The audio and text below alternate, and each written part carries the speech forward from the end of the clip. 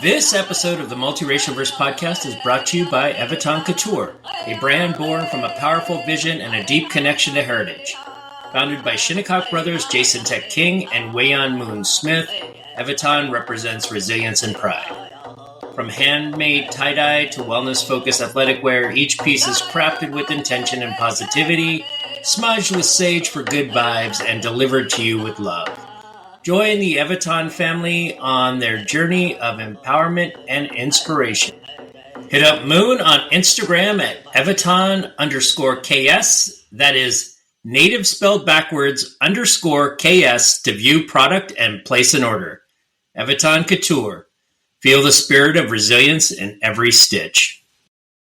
But in general, I hated my name as a kid because no one could say it and it was kind of embarrassing. And then some kids would make fun of it. And yeah, I had a few Iranian classmates, but their names were they're easier. One was Neda, one was Mina.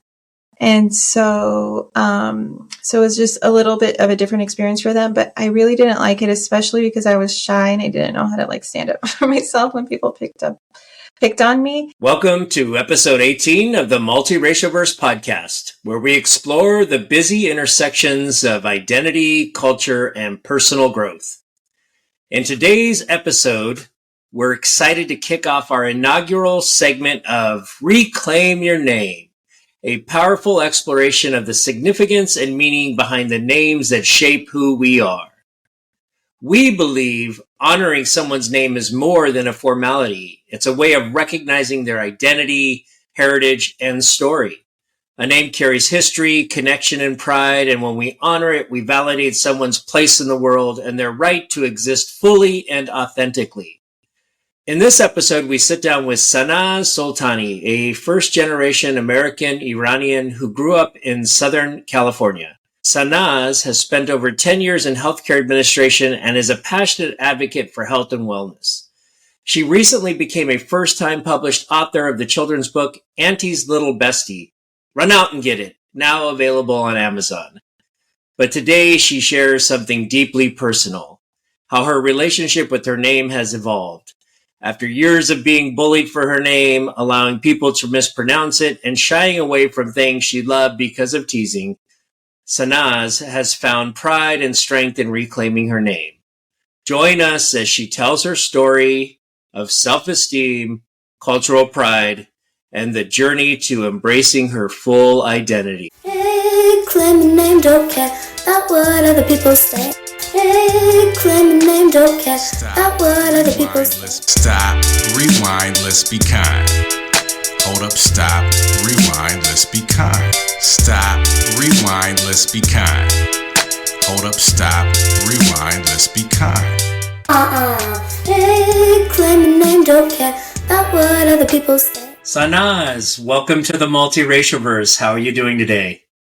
Thank you so much, Antonio. I'm doing well. Thank you. Awesome. Thanks for having me. Yeah, thanks for being here for the inaugural episode segment of Reclaim Your Name. So I really appreciate you taking time today to share your story. So let's talk a little bit about just your family, your family's ethnicity, background, just to kind of present the stage, and then we'll go from there. Sure. My parents are born and raised in Iran. So I'm Iranian or Persian, used interchangeably. And they were born and raised. My dad came in his late 20s. My mom came a few years after. And so, the majority of their life, upbringing, everything was in Iran. And then here, I'm first generation. They had my older sister, myself, and then two younger sisters. So it was a full house, and definitely grew up Iranian in terms of language, food, music, and grew up in Southern California in the Valley. So right on. Here, Valley girl. Yeah. Yeah.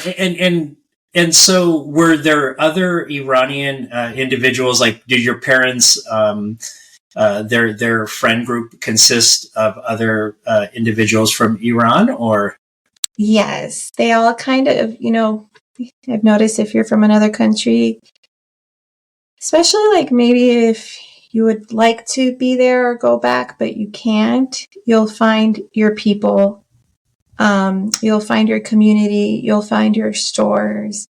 So they found our friends, the family friends, were all Iranian as well, Right.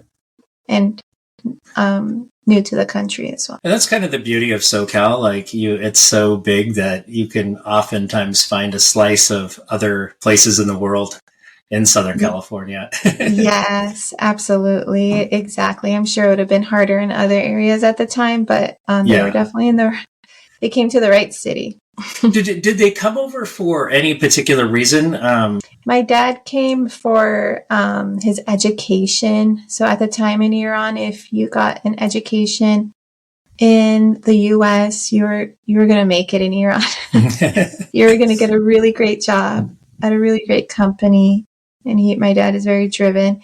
And so he came here to get his bachelor's in, I think, electric engineering. And the plan was to go back. So him and my mom decided to get married. He's like, oh, I'll just come here. We'll go back. The revolution happened. Okay. Then the Iran-Iraq war. Mm-hmm. And I'm not sure what the mentality was at that time. Like, is this temporary? Because my parents didn't grow up with the religious government there. So life was like very different for them than what it became. And I'm not sure what the thinking was, but I'm pretty sure there was something like, things aren't good there. We have 4 daughters. Yeah. And so they ended up staying. Yeah, that makes sense. Definitely political uprising on and off. And, I can probably agree with you as far as them, if they're going to start a family, they don't want to take their family somewhere that might, have unrest. Older sister was born, and we had talked before, you and I had talked before, your parents went with traditional Iranian Persian names, correct, for you and your sisters? Yes, that's right. Yeah. So my older sister is Sara. That had an easy English translation, so people call her Sarah. And I'm Sanaz. My younger sisters are Tarane and Bahare.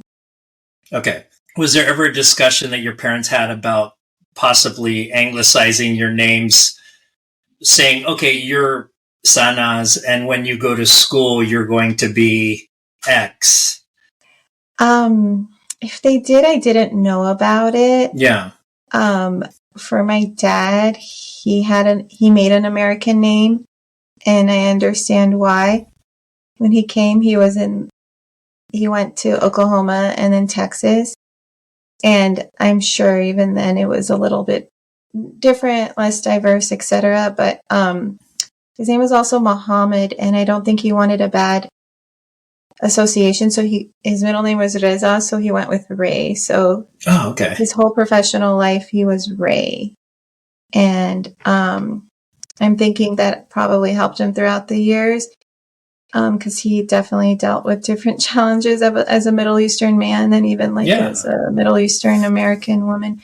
But they didn't talk about it, but I did see a lot of it happen with the people who came here and were working. Okay.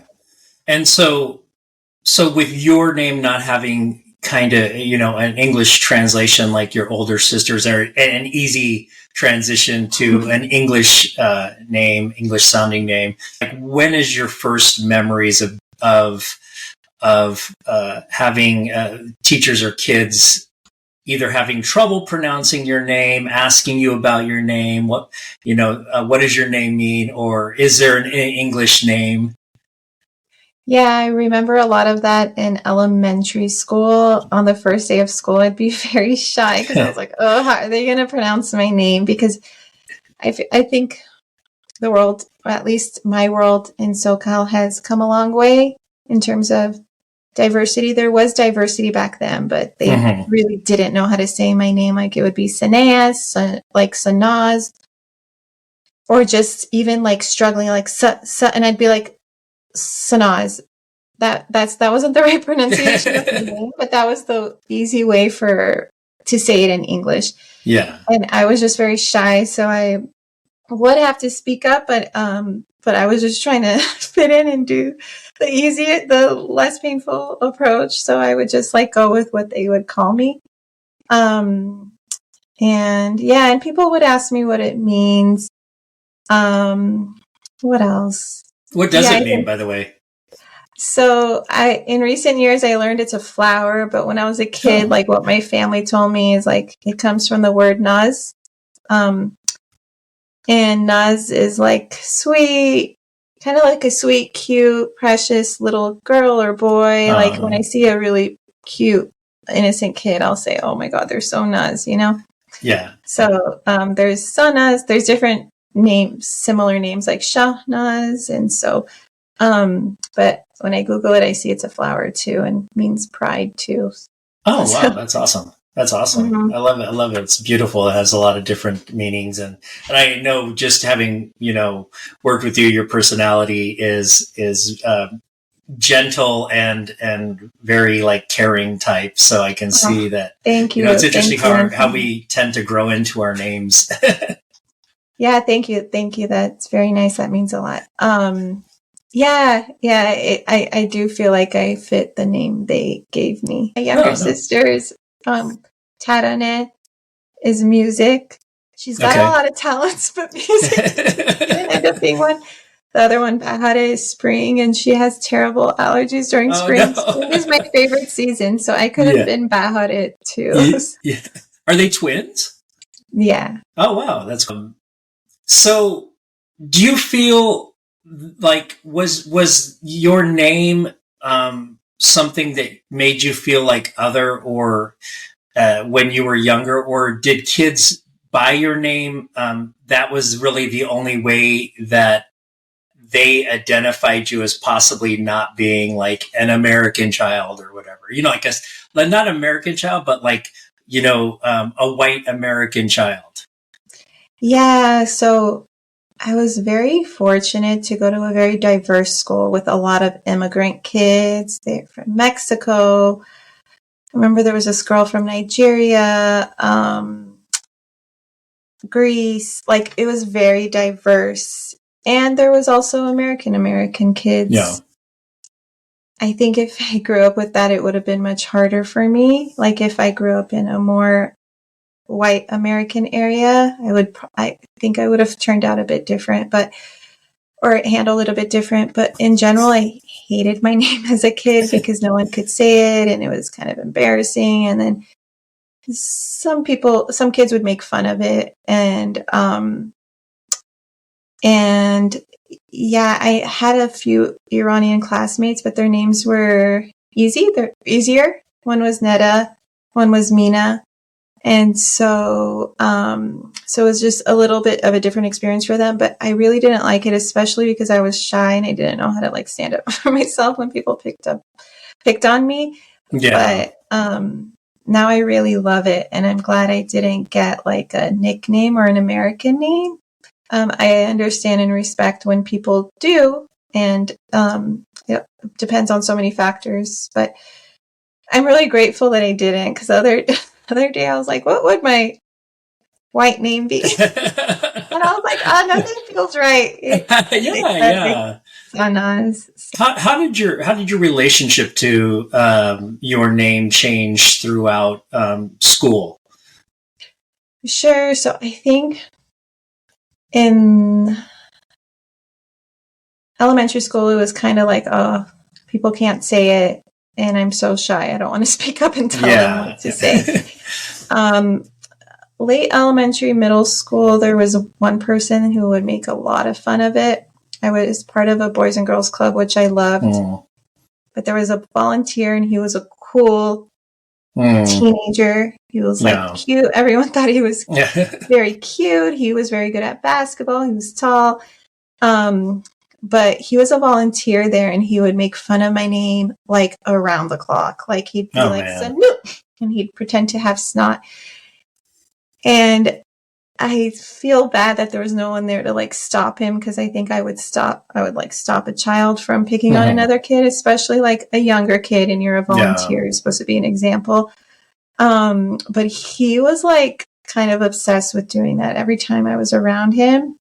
And I was like, I was into sports. I was copying my older sister, who's very athletic. And so like I wanted to do all these activities, but he was always there. And so the way my relationship changed, I guess, elementary school, it was just like being very shy about it. Middle school, it was more like dealing with people who would make fun of it. Maybe that's the age where people make more fun of things. In high school, I was actually in an area without a lot of Iranians, so there was no Iranians, but I was still pretty shy about it when people couldn't say it. I was pretty shy my whole childhood, but people didn't make fun of it as much, which was really great. And it's interesting just listening to that story, and it's not something that, unless you stop and really think about the impact that had on you, that you really enjoyed. You enjoyed going to the Boys and Girls Club and enjoyed playing sports, but because of this one person singling you out, and we, I guess scientifically we can say the only data we had was that he chose to focus on your name. But if your name was Sarah, would he have still done that to you? And then because of that, you chose that to change like what you wanted to do, even though you were passionate about playing sports. You know what I'm saying? That sucks, really. I mean, if you think about it, Yeah. He shouldn't have been able to like continue to pick on it, especially as a volunteer. As like, you really shouldn't have been able to pick on a young staff or on a young member. But yeah, my older sister is just a year older than me, so we would go to the Boys and Girls Club together. Yeah, he wouldn't do any of that to her. He would just come after me. I don't know. He thought it was funny. It wasn't. Yeah. That's, and I hope people think about that when they listen to this, that, simple, just something that would seem, to a lot of people, with kids, picking on each other or even, giving each other nicknames or even, that, there is an impact, what I'm saying? Like, to, what had happened to you, to where it's like, oh, well, if this person wouldn't have, made fun of your name, what would you have pursued differently? You know what I'm saying? Yeah. We know probably in the grander scheme of things, everything happens for, that universal reason that we don't understand, but still it's something that I hope people think about when they see their kids doing it, or when teachers see kids doing it, somebody steps in, like you said, and says, yeah, it's not cool. You know what I'm saying? Yes. Any type of bullying isn't okay. And making fun of somebody's name, it's like the way you're identified. So they have to be taught to not do that, and kind of set a firm boundary that they stop, How do you think that impacted your self-esteem? You were shy already, and how do you think that impacted your self-esteem going forward from those instances where you were being bullied for your name at a young age? I think it just kind of made me more shy and want to hide, so that people wouldn't do that. People like him, like people who are bullies, it would kind of just want me to like back off. So I think it hurted a little bit, and just kind of affirmed being shy and quiet is easier. Just like staying away from hiding felt easier. Yeah. And you didn't have the option to have, nowadays, and in areas, with their children and with kids in schools and other places, oftentimes there is with, introductions, and when they're starting out new, it's like, oh, this is a safe place to be, like, and here are the safe people to talk to if you're getting bullied, go talk to ex teachers. Did you have anyone like that either at school or at the Boys and Girls Club? It sounded like you didn't really at the Boys and Girls Club. Or did you talk to your parents or your sisters about it at all?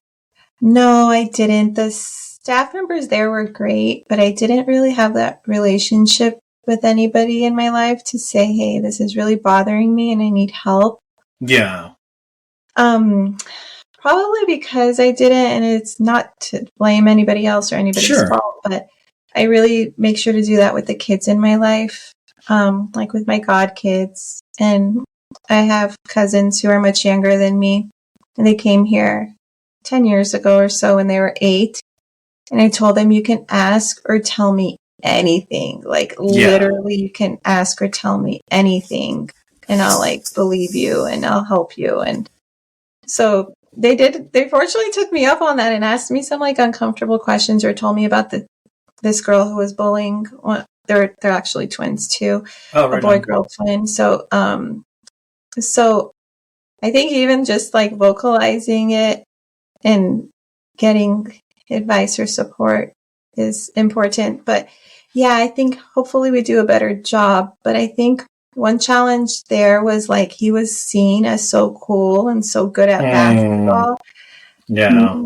I think one of the women there would have helped me if I told her, but I'm not sure that others would have taken me really seriously because, I don't know, he was just kind of looked up to. But I do think there was one person who, if I told her, she would have stopped him. Yeah, it's amazing that the impact that has, on somebody. It has a huge impact that people don't see.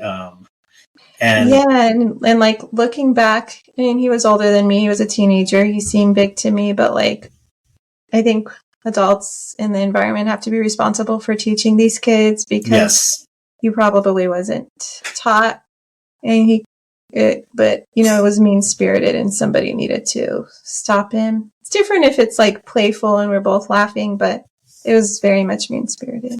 Yeah. Well, yeah, for sure. I was thinking about that too, that it's different when it is intentional like that and not somebody just doesn't know how to pronounce your name or doesn't try to learn how to pronounce your name. Yeah. He's really making fun of it and acting like he has snot coming out of his mouth. Yeah.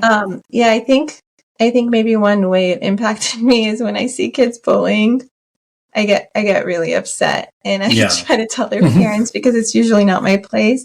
Yeah. But I do say, hey, no, we're only speaking kindly to get to I usually say something, even if it's a friend's kid or I think that's probably the right thing for people to do.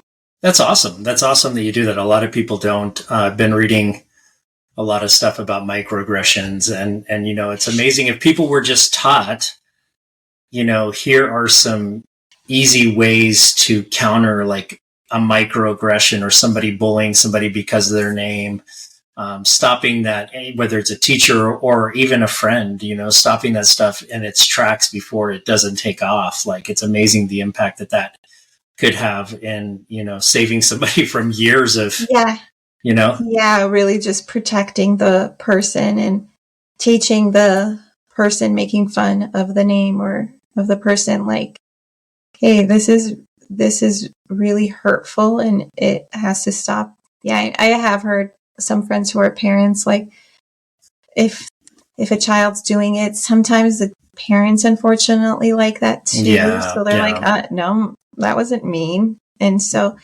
but I think at the end of the day, what's important is to teach the child and protect the children. Yeah. Teach them just the respect of diversity and, and it's tough. And it's tough with names because sometimes it seems so benign, it's somebody's name. But or why do you think it's important that individuals either make an effort or try to pronounce your name, respect that that's your name. I know it's a big question. It's kind of loaded, but what do you think I think it's more of like, what is the importance of a name to your identity?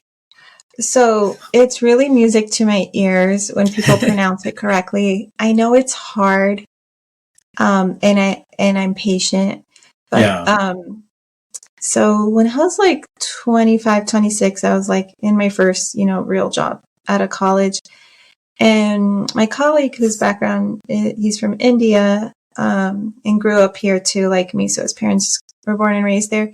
He has a very unique name too. And he heard my younger sister call me Sanaz. And he's like, everyone else calls you Sanaz. Like, why don't you fix people? And I was like, I never thought of that. And I thought of like my sisters and my cousins and their names. And I was like, oh, none of our names are pronounced correctly. And so I was like, okay, so it's just, it's a different language. But I was like, you know what? I was just in a very diverse environment, fortunately, and maybe not so much at that company, but after, and that really stuck with me. So when I got a new job, I would pronounce my name as Sanaz, and then they would say, "Oh, how do I say it? How do I say it?" And I would actually say it right, and I would help them, and I would correct them, and I would train them say it. It would sometimes it takes a few tries, but I get it because the accent's different than an English accent. But I remember my current job. It was so cute. The director is really wonderful. Her name is Linda, and she was celebrating something for me. I think it was like a work anniversary. And I was new to this department, so she trained everyone how to say my name because she kept hearing some people say it wrong, and I wasn't fazed by it. Like, I pronounce it right now. I introduce myself the right way, but if someone gets it wrong, at the time I don't think I corrected them as much, but now I do. Fast forward 4 or 5 years later, but it was so cute because she did a training of how to say my name in front of the department. That's awesome. That's so cool. I love that. Yeah, that's a good thing to pass on to other, people managers or other people out, even teachers, Yes. It's a good opportunity to educate individuals. And I love that. It's like people with authority. It's sometimes easier for them to do it. Like, it's easier for others to speak up for you. Yeah, but also too, like, I see what you said, that this gentleman said, "Oh, why didn't you correct people?" And then, I don't know if did you say he was saying your name correctly? He was not at the time. Okay. But you said when somebody did, it was music to your ears, and that just brings you into, when you're in a group or in a meeting or anywhere else, that brings you into, it's interesting that there's the psychological attachment to it, probably from when we were young and people either changed our name or made fun of our names or other things, that you carry that, throughout. But like, when somebody does pronounce it correctly, then it pulls you into the group. And then you're more likely to probably participate. And it's kind of like the subconscious thing where it's validating, but also like Sanaz, the way that people would say it growing up. I hate that. For even as a kid, I just didn't like the way it sounded, but Sanaz sounds so beautiful to me, and maybe that's because I grew up speaking Farsi. But Sanaz sounds so much more beautiful. So I think that's a piece of it. Like, I actually like my name and I like the way it sounds, but I guess just the pronunciation, I really didn't like my name. So, but now I really like it. Yeah. And I think at the core, it's, something, is that they're respecting you as an individual. You know what I'm saying? Like, that's important too. Absolutely. It's very, like, you're good as you are. Like, come as you are. Yeah. So that was at what point, so you were an adult and you kind of then started to like reclaim your name. Yeah, and I think because I had like positive reinforcements, it's been about 11 years that I've embraced it.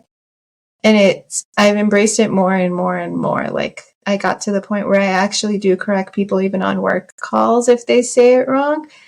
I'm respectful about it, but I'll just say, oh, it's actually Sanaz, and give them time to get it. But I haven't thought about it, but I've come a long way. But I forgot your question.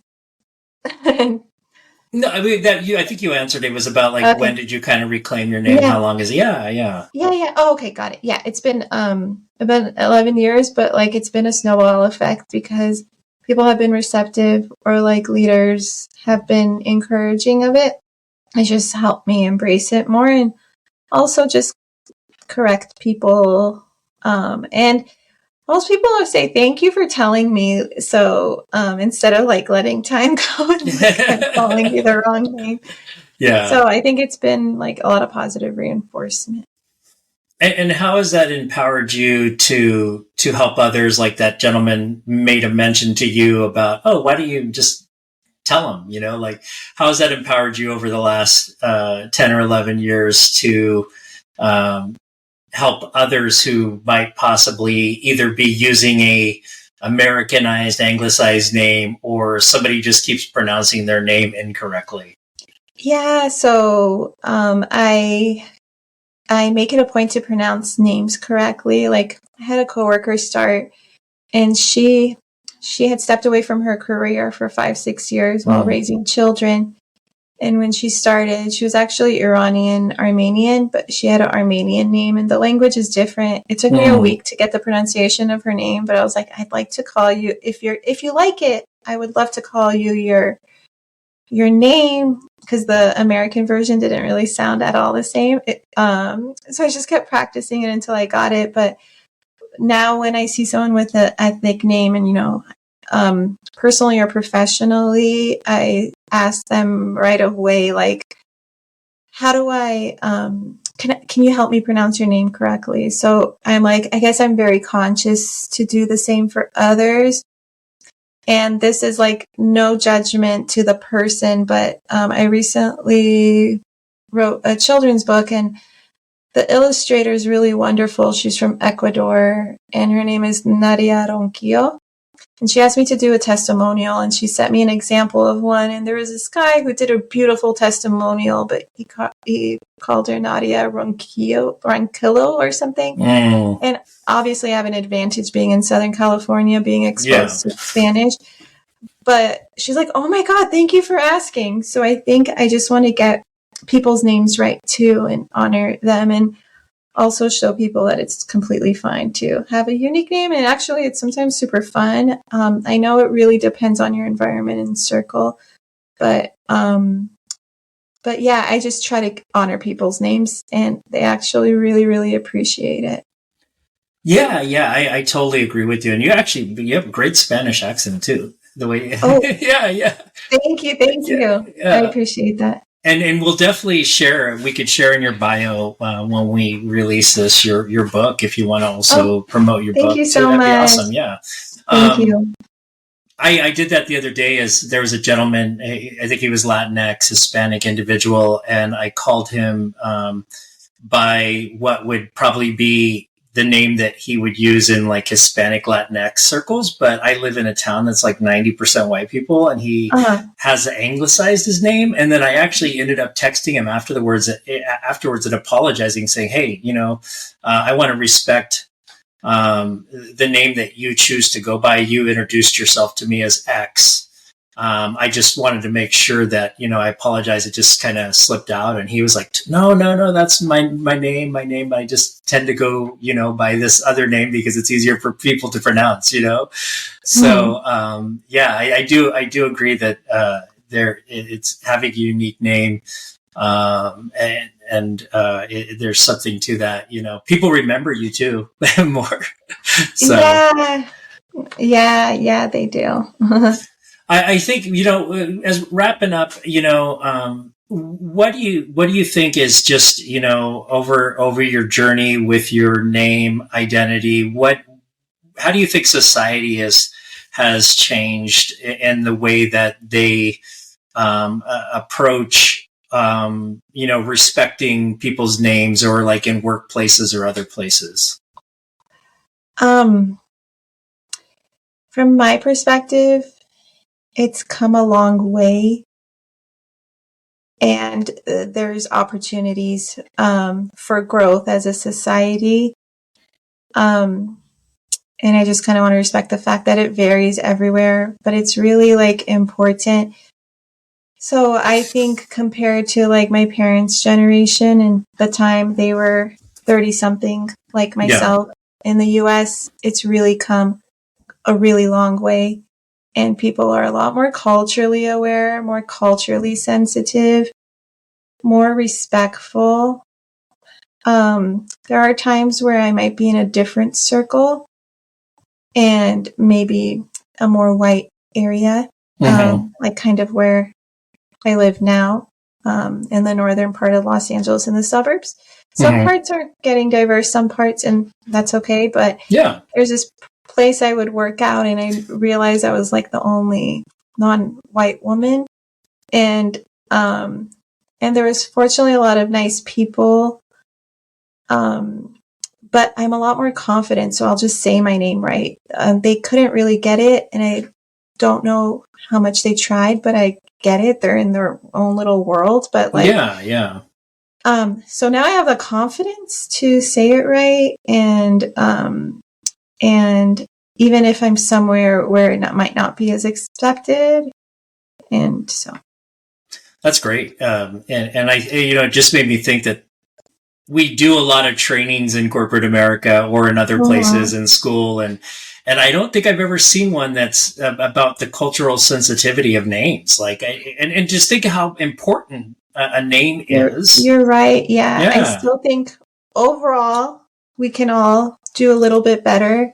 Yeah. And I think it's the more people are exposed to diversity and different names, even if it's like one or two people within a community organization, I think just being culturally sensitive and embracing it, but also for the person who hasn't been exposed to that name or a culture, that gives them familiarity, which gives them comfort, which next time they meet somebody, they'll be more respectful. But I think it's about putting yourself in somebody else's shoe.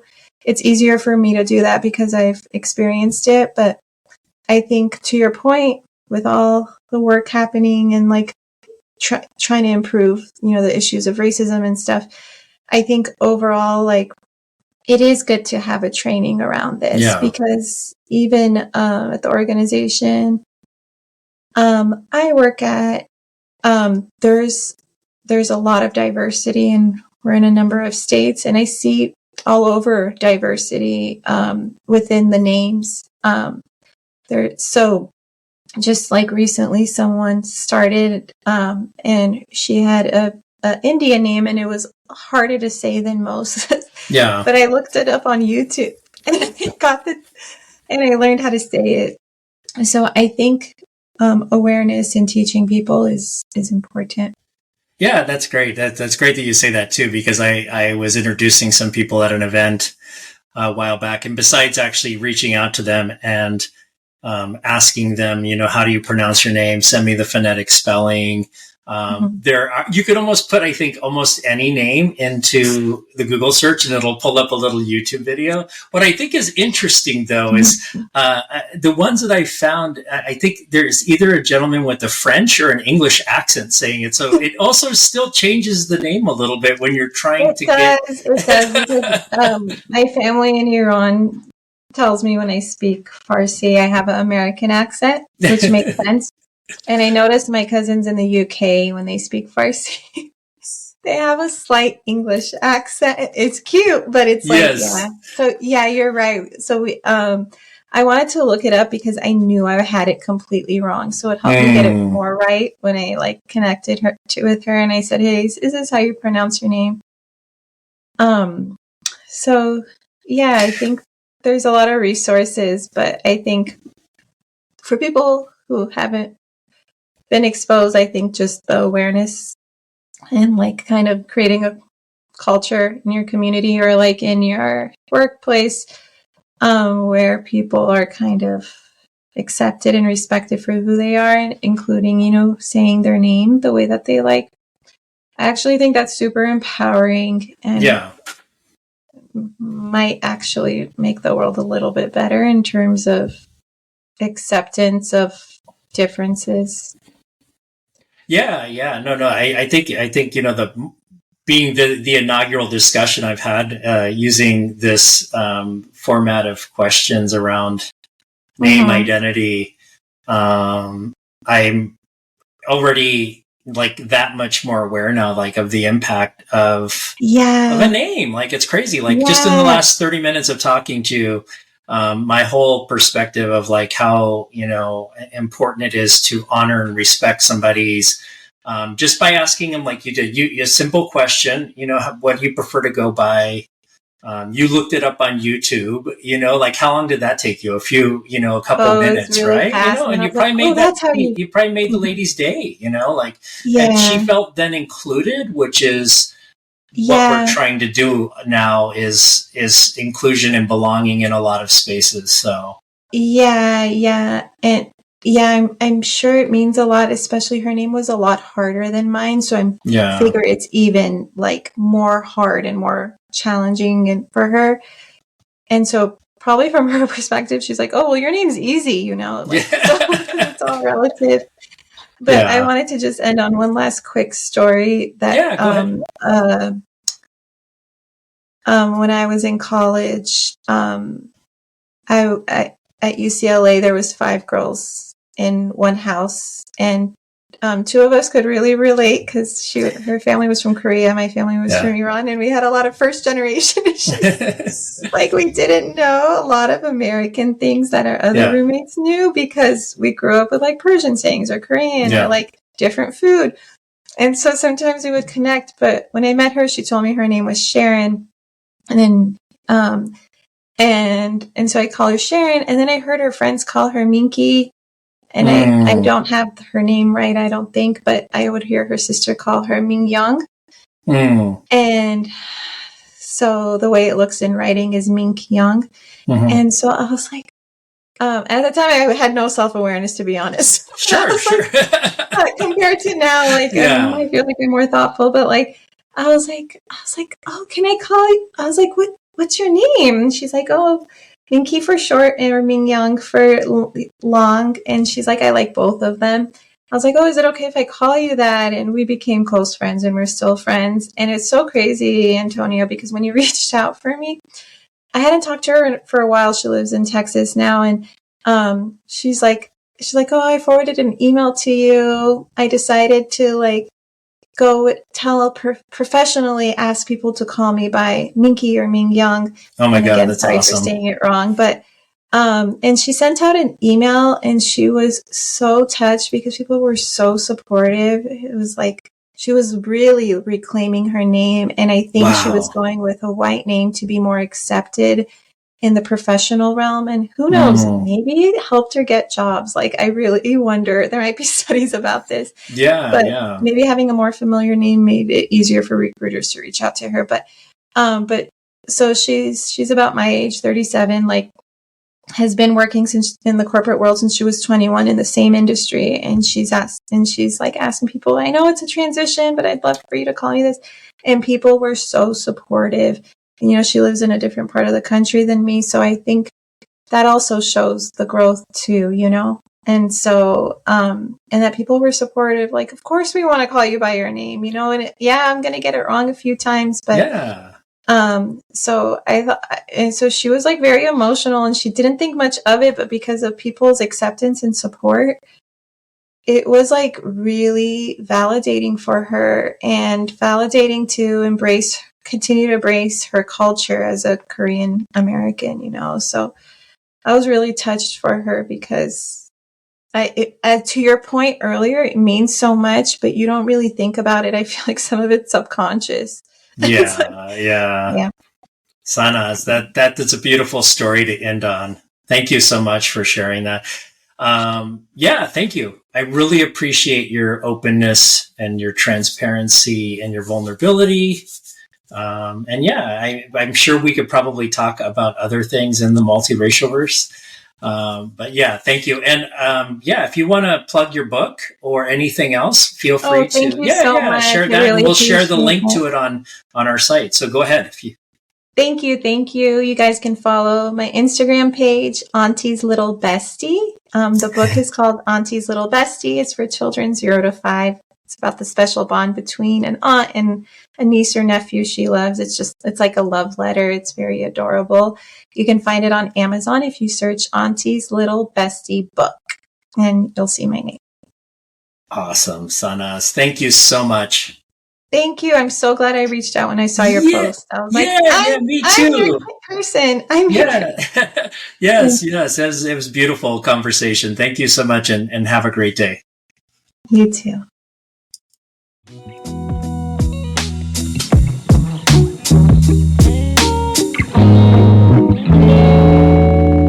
Thank you for joining us for the Multiracialverse Podcast. My name is Antonio Fernandez. You can find this podcast on Apple Podcasts and Spotify. Huge shout out to my friend Johannes Skoda for mixing and creating the intro music, and DJ Kazam for the track.